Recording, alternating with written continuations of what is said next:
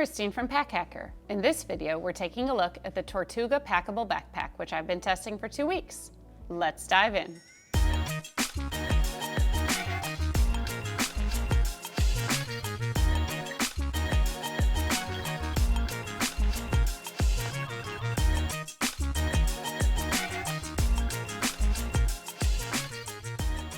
So this is a packable backpack, and it is made with 70D ripstop nylon, which is very light and soft.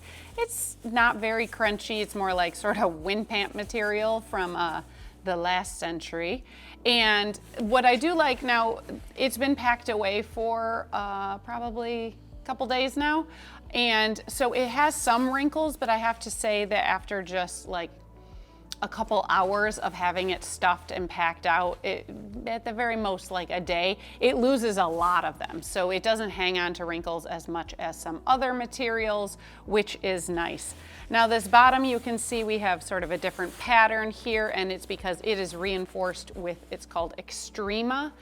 And you can just feel it's just thicker than this stuff, but still very lightweight, flexible. But it's nice to have whatever's gonna touch the ground, if you are gonna set this down, a little bit reinforced. We have YKK zippers here, and the ones on the main compartment do have holes where you could slide a lock through if you wanted. And then the one on this front compartment is actually double-sided because, spoiler alert, this is where you pack the bag up into when you want to do that. I'll show you that slightly later. This is the only colorway available as of the time of this review, just FYI. And we have Woojin hardware for the buckle on the sternum strap and also for the adjuster slides. Oh, and before I forget, there is one carry handle. It's very, very thin, but this is a lightweight bag and it's really great to hang it up on a hook. Now that we're back here, let's talk about the harness system. This sternum strap that I had already mentioned, you can move this clip along these daisy chain to find the best spot for you. I didn't really find a need to do it too much, but one time I did wear it while coming back from the library, and I had several hardcover books back there because I like books. And it definitely made a difference in the carry comfort to get home, about another 1.5 mile walk or so.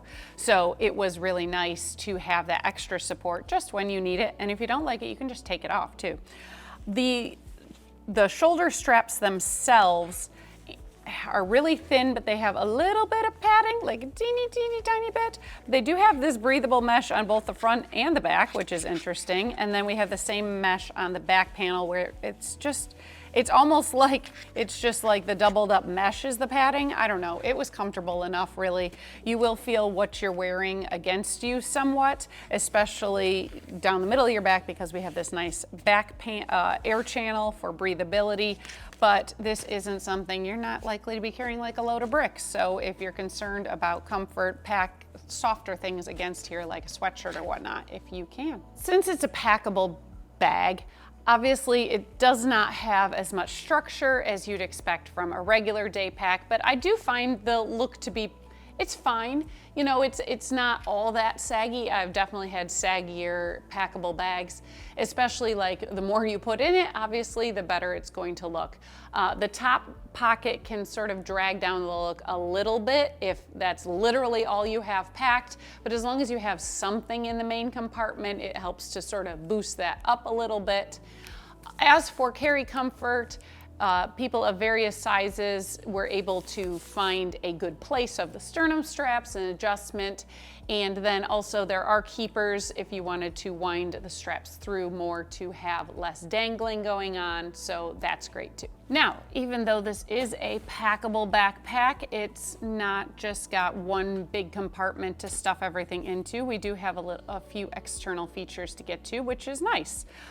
Starting with, we have nice stretchy mesh water bottle pockets on both sides. And what I really like is they have these little tabs at the top to help you pull it open because right now I have really flexible things in there, but if you had a a lot more, like when I had those books inside and there's the main compartments pressing out more towards the side, it's easier to slide in a bottle, especially a thicker bottle, wider bottle, if you can sort of pull it. So I will show you, it's pretty easy. Definitely fits, you know, a standard mouth Hydro Flask really well, but it also can fit an Nalgene. Again, a lot of this has to do with what you have packed inside. This slips a little bit, but I never had a problem with it falling out. Just, you know, it's one of those things sort of keep in mind, and it varies very much depending on what you have packed. Then we also have the top pocket, which is a great place for your phone, wallet, AirPods, sunglasses, all those sort of things that you want to get out of your pocket through the airport or whatnot, or just every day, or, you know, you don't have pockets and so you need to put things somewhere. So, but this is also, I'll show you how later on, but this is how you pack up the bag. So you would have to take the things out of it, which I'm actually going to do just to set them aside. But it has enough space that if you were going to use this as your personal item bag through the airport, which is it's a great size for that, you could put your 311 bag in here. It's definitely big enough for that, and then just have it really nice and easy to pull out at security. So if you are finding this video helpful, go ahead and click like and subscribe so we can keep bringing you content like this to help you travel smarter. Now let's go into that main compartment. So I actually put the things back in the front pocket because I did want to show you that when you have gear in the main compartment or in that front pocket, this is where the floppiness kind of comes into play, and this is gonna be kind of fun to show you because it happens more when it's sideways. You can see this is the front pocket, and it like sort of hangs down, so say I didn't have gear in here, it can just sort of block your access to it. It is really like not that big of a deal. You can pull it out. It was more of an issue when I was trying to shove things in, that it would sort of sometimes get in the way, but again, really not a big issue at all. But inside, you can see we just have a big open space here. I've got some packing cubes.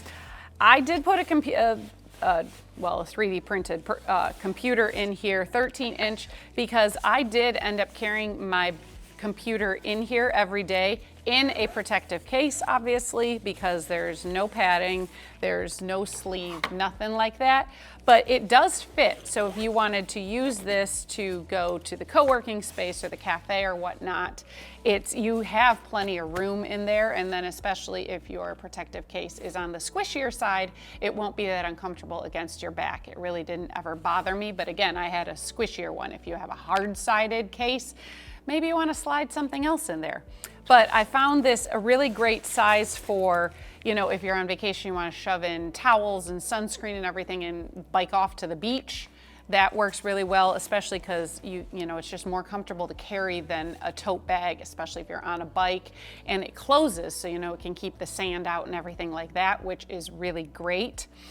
And then if, say, you just don't have a use for it in your travels and you want to put it away for, you know, to be able to take it home, it's very easy to pack up. You just turn it all inside out, kind of like, anybody ever had a popple in the 80s? Those were fun, those little stuffed animals that turned into balls. And if you didn't, Google them, they're really fun, and also now you know how old I am. So it's just really easy to shove inside, and then it just makes this nice little pouch that you zip up. Sometimes, very rarely, I would catch on the material as I was zipping it up. Hardly ever, so you see how I'm just sort of putting my finger in there. It just sort of helps guide the material out of the way. And then you have this nice little, I'm holding the zipper as I'm trying, with my other hand as I'm trying to zip it, that was the issue.